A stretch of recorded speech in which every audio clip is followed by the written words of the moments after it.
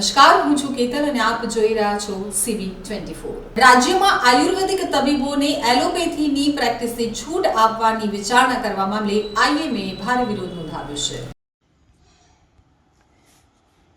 આયુર્વેદમાં અભ્યાસ કરી અને બનેલા તબીબો જરૂરિયાત અનુસાર એલોપેથીની પ્રેક્ટિસ કરી શકે તેના માટે થયેલી રજૂઆત સંદર્ભમાં આરોગ્ય વિભાગ દ્વારા આ મુદ્દે વિચારણા કરવા બેઠકનું આયોજન કરાયું છે।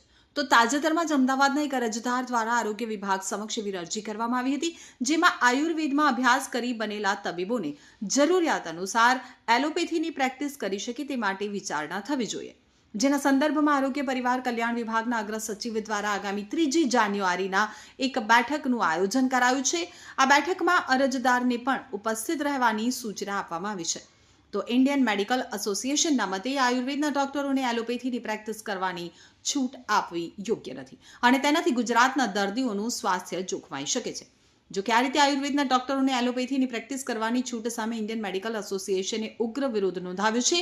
આરોગ્ય સચિવને સંબોધીને લખેલા પત્રમાં ઇન્ડિયન મેડિકલ એસોસિએશને જણાવ્યું છે કે નોન એલોપેથીના ડોક્ટરોને એલોપેથીની પ્રેક્ટિસ કરવાની છૂટ આપવી જોઈએ જ નહીં। આ છૂટ અપાશે તો ગુજરાતના લોકોના સ્વાસ્થ્ય સલામતી ઉપર અસર પડી શકે છે। એવા અનેક કિસ્સા સામે આવ્યા છે, જેમાં એલોપેથીની પૂરતી તાલીમ વિના તેની દવા આપનારા ડોક્ટરોથી જે જોખમ સર્જાયું છે અને ઘણા કિસ્સામાં દર્દીઓના જીવન ઉપર પણ સંકટ ઊભું થયું છે।